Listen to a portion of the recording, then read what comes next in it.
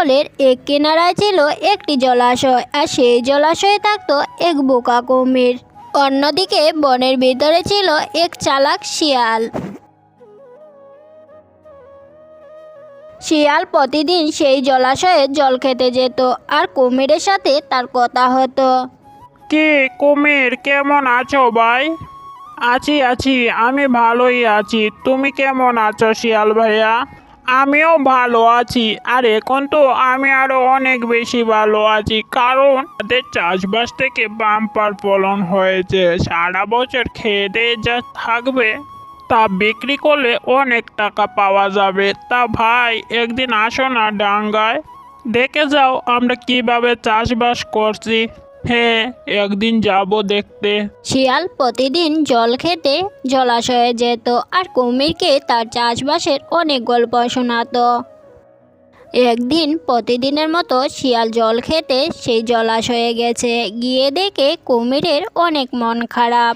এই দেখে শিয়াল কুমিরকে জিজ্ঞাসা করলো, এই যে কুমির ভাইয়া, কি খবর? মন খারাপ কেন আজ?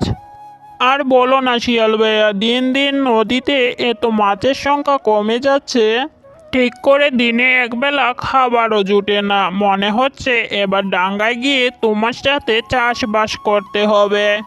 তাহলে আর দেরি করছো কেন? চলো দুজনে মিলে একসাথে চাষবাস করি। আমি যে চাষবাসের কিছুই জানি না। তোমাকে কিছু চিন্তা করতে হবে না ভাই, আরে আমি আছি তো নাকি। তুমি শুধু শ্রম দিয়ে যাবে আর আমি বুদ্ধি দেব। কুমির শিয়ালের প্রস্তাবে রাজি হয়ে গেল। সে ডাঙ্গায় উঠে আসলো। শিয়ালের কথা মতো কুমির পুরো জমিতে হাল চাষ দিল। জমি চাষবাসের জন্য তৈরি করলো। তখন শিয়াল বলল, তা ভাইয়া, চাষবাস যে করবে, ফসল হলে ফসলের কোন অংশটা তুমি নেবে? উপরের অংশটা নাকি নিচের অংশটা? কুমির চিন্তায় পড়ে গেল। সে আম, জাম, কাঁঠাল সব ফলই গাছের উপরে হতে দেখেছে, তাই সে ফসলের উপরে অংশটা নিতে চাইল। চালাক শিয়াল তখন বলল, এখন তো আলু চাষের সময়, আর আলুর দামও ভালো পাওয়া যাচ্ছে। চলো আমরা দুজন মিলে আলু চাষ করি। বোকা কুমির শিয়ালের প্রস্তাবে রাজি হয়ে গেল এবং মাথার ঘাম পায়ে ফেলে কঠোর পরিশ্রম করে বোকা কুমির আলু চাষ করলো। কিছুদিন পর যখন ফসল পরিপক্ক হলো, কথা মতো বোকা কুমির আলু গাছের উপরি অংশ কেটে সে নিয়ে চলে গেল। বাড়িতে নিয়ে গিয়ে দেখে সেখানে কিছুই নেই। আলুর ফসল যে গাছের নিচে হয় বোকা কুমিরের সেটা জানা ছিল না। চালাকি করে শিয়াল কুমিরের দ্বারা সব পরিশ্রম করিয়ে নিল, আর ফল ভোগ করলো চালাক শিয়াল একাই। এ যাত্রায় বোকা কুমির ঠকে গেল। কুমিরের খুব রাগ হলো। সে আবার শিয়ালের সাথে দেখা করলো এবং বলল, চলো এবার আমরা আবারও চাষ করি, তবে এবার আমি গাছের নিচের অংশটাই নেব কিন্তু। শিয়াল বোকা কুমিরের কথা শুনে মনে মনে হাসলো এবং সে বলল, এবার তো ধানের সিজন, আর দামও বেশ ভালো পাওয়া যাচ্ছে। চলো ভাইয়া, আমরা দুজনে এবার ধান চাষ করি। এরপর কুমির আর শিয়াল মিলে ধানের বীজ বপন করলো। দেখতে দেখতে ধানের গাছগুলো বড় হয়ে গেল এবং কিছুদিনের মধ্যে ধানগুলো পেকে গেল। কথা মতো শিয়াল ধানের উপরের অংশ কেটে নিয়ে চলে গেল এবং ধানের নিচের অংশটা কুমিরের জন্য রেখে গেল।